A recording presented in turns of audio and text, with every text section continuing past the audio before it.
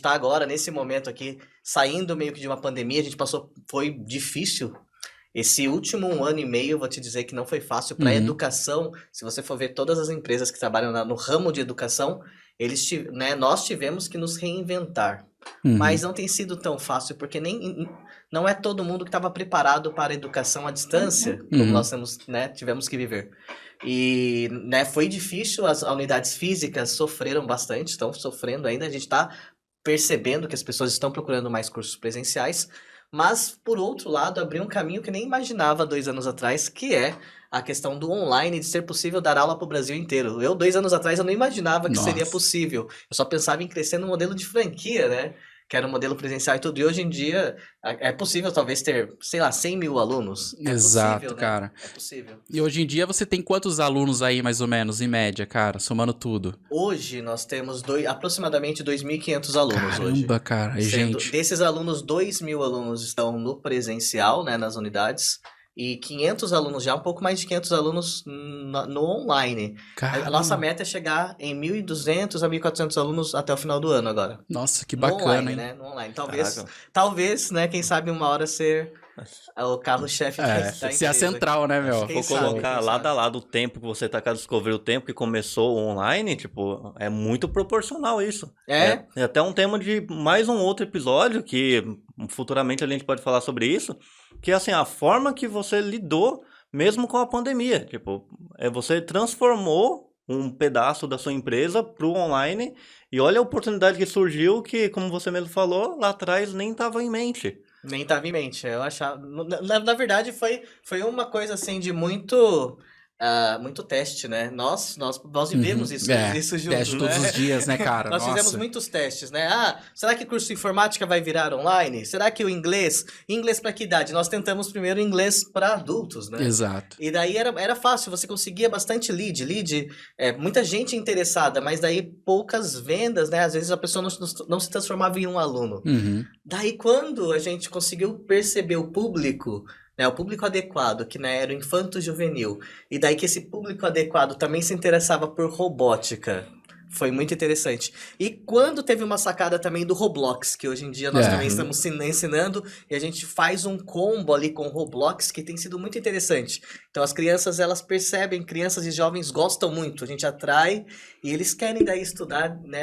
É diferente, e os pais também estão dispostos, me parece, os pais estão percebendo que a parte de tecnologia está se desenvolvendo muito rapidamente, que é um bom... Eu não sou pai ainda, que espero ser em breve, mas quando eu penso assim, cara, uma das coisas que eu vou investir no meu filho é tecnologia, cara. Eu acho que é muito importante você saber tecnologia, saber mexer. Essa questão de marketing digital, tudo isso é tudo tão moderno, tão necessário. E nem...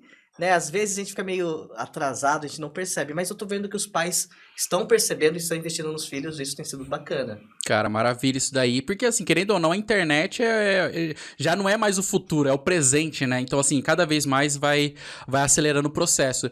E assim, quando o negócio ele entra pro modelo digital, ele consegue ter um pouco mais de escala, né? E quando a gente fala um pouco mais de escala, envolve também crescimento da empresa e também crescimento da equipe, né? E aí você acaba tendo que contratar mais pessoas para te ajudar, para acelerar o crescimento da empresa e toda aquela coisa. Assim, hoje você tem quantos colaboradores na Discover, somando todas as áreas aí? Vamos lá. Nós, na Discover presencial, nós temos 60 colaboradores. 60, ok. 60. E no online, olha só, online a gente começou em abril, né? Essa parte do Discover On mesmo, com os cursos totalmente diferentes, assim. Com um novo projeto, que até as aulas são diferentes, não são iguais às aulas presenciais. Tem uma plataforma, tem um pouco de aula online, um pouco de aula na plataforma. A gente percebeu que poderia ser interessante isso. E daí a gente enxugou um pouco a equipe, assim, não é uma equipe tão grande. Nós temos hoje 500 alunos, mas nós temos 4 professores só. Né? Caramba! Na Discover On.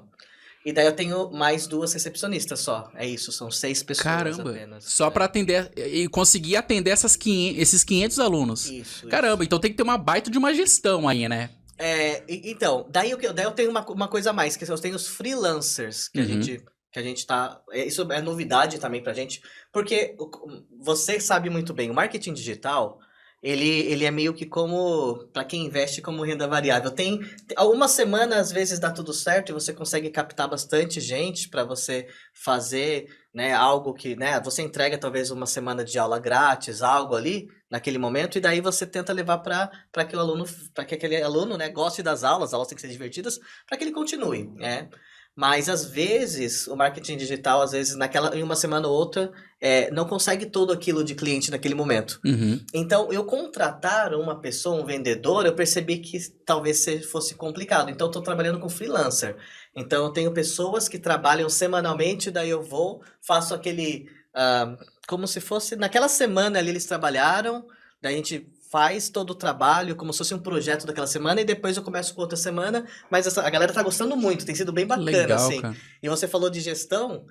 Cara, tem sido muito bacana, porque daí quando você não tem o contratado, porque quando você tem o contratado, tem aquela coisa toda também da gestão dos dois lados, né? Uhum. Quando a pessoa é um freelancer, é bem interessante porque ela pode ir embora quando ela quiser. Uhum. Exato. Só que, e eles quererem ficar é muito bacana. Você tem uma equipe que tá ali, que tá engajada, que fala assim, eu quero continuar, eu quero ver o negócio crescer. E eu percebo que a galera que tá trabalhando hoje, eles querem ver o negócio crescer. E Show, eu acho que cara. isso tá ajudando bastante. Legal. E assim, Jeff, você falou que tem 60 colaboradores internos, no caso, né? Sim. Todos eles estão separados em unidades diferentes, é isso? Ele acaba ficando em locais diferentes. Sim, sim. Por exemplo, em Santa Isabel nós temos mais colaboradores, né? Que a unidade é maior. Algumas unidades têm 8, outras têm 5, exatamente. E como você lida? Como que é o seu dia a dia para lidar assim com unidades diferentes que têm equipes que se engajam entre elas ali? Como que funciona isso? Boa pergunta. Nem eu sei. Brincadeiras à parte eu acho que o processo de crescimento, assim, às vezes a gente, né, olha para trás e fala, o que que eu fiz, né? O que será que foi feito? Eu acho que vai de você ter boas pessoas, tá? Uma boa equipe. Eu acho que no começo de um negócio, né, quando você começa um negócio, você sabe o que você quer mais ou menos, né, e você tem meio que um propósito, e às vezes você nem sabe qual que é o propósito. Hoje para mim é muito claro o meu propósito, que é o propósito também da empresa que nós temos, que é ajudar as pessoas a realizarem os seus sonhos. Tá, esse para mim isso é muito propósito de vida, e isso é um propósito assim que é da escola, da Discover também. E quando a gente contrata alguém, quando as pessoas percebem que esse é o propósito, tá? Eu quero ou não ajudar pessoas a realizarem os sonhos delas? Não, quero. Tá, e se você contrata alguém que também quer e que está disposto a isso, daí essa pessoa talvez ela tope se dedicar um pouco mais, ela não tá ali só pelo dinheiro, ela tá ali por um propósito. Eu acho que isso... Aquele negócio lá que às vezes falam de empreendedorismo, de carta de valores é importante... Realmente é. Exato. Porque é importante. Quando você coloca assim, o que você é? Onde você quer chegar? Quais são os valores básicos? Eu quero sim, né?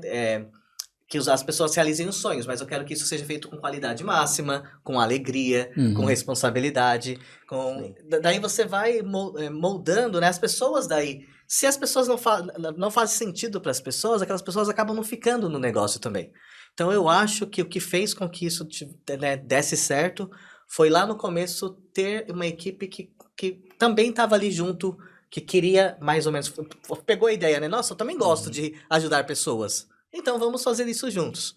Daí é lógico, daí hoje em dia, né, o negócio são 17 anos depois, muitas pessoas continuam, a maioria das pessoas que são líderes de equipe estão há bastante tempo na Discover.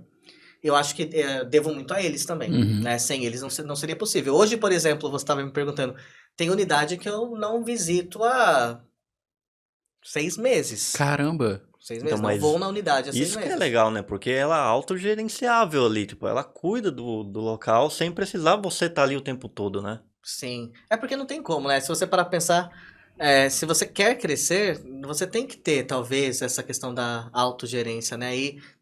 E daí vai de cima para baixo, né? Você tem aí, nós como líderes, talvez nós temos que dar possibilidades para esses líderes. Daí eu tenho, por exemplo, líderes que cuidam da unidade de Garatá, de Perdões, etc.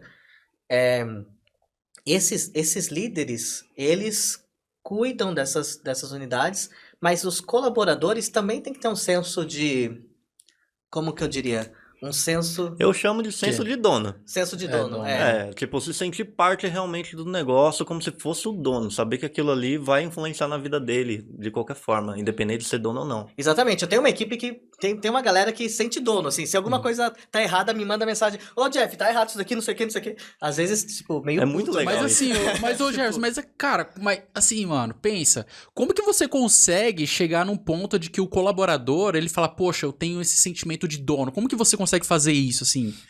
É inspiração? É a sua história? O que de fato é a cultura da empresa? Eu acho que tá ligado à cultura da empresa um pouco, né? E acho que a gente tende a ouvir os colaboradores, cara. eu acho. A gente tem muita reunião.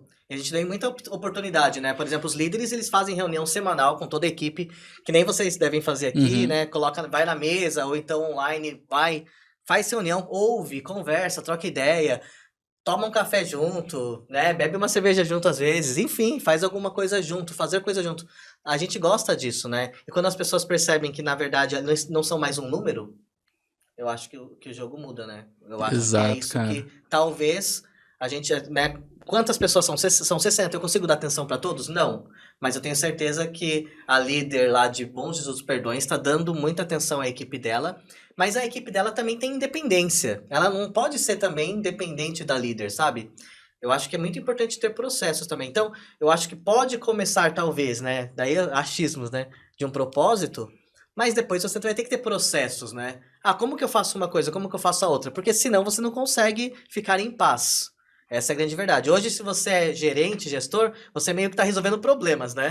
Daí a pessoa chega, tenho que resolver isso, tenho que resolver aquilo. Se você treina bem a equipe, tem uma equipe legal que quer aprender, daí, aos poucos, eles vão sabendo o que fazer. E se eles sabem exatamente onde a empresa quer chegar, eu quero isso. Isso tá muito claro, desenhado, me parece, assim, que eles tomam boas decisões. Às vezes sem a gente. E isso que eu acho que é o lance, que daí faz com que eles se sintam dono. Porque eles tomam decisões como se fossem donos.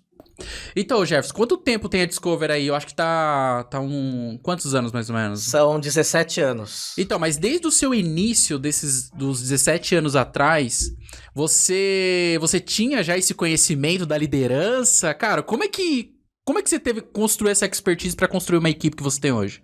Eu acho que uma coisa é conhecimento, você estudar, né? Você faz faculdade, faz cursos, né? Alguns cursos já ajudaram muito. Mas tem uma questão de feeling também aí que eu não consigo explicar.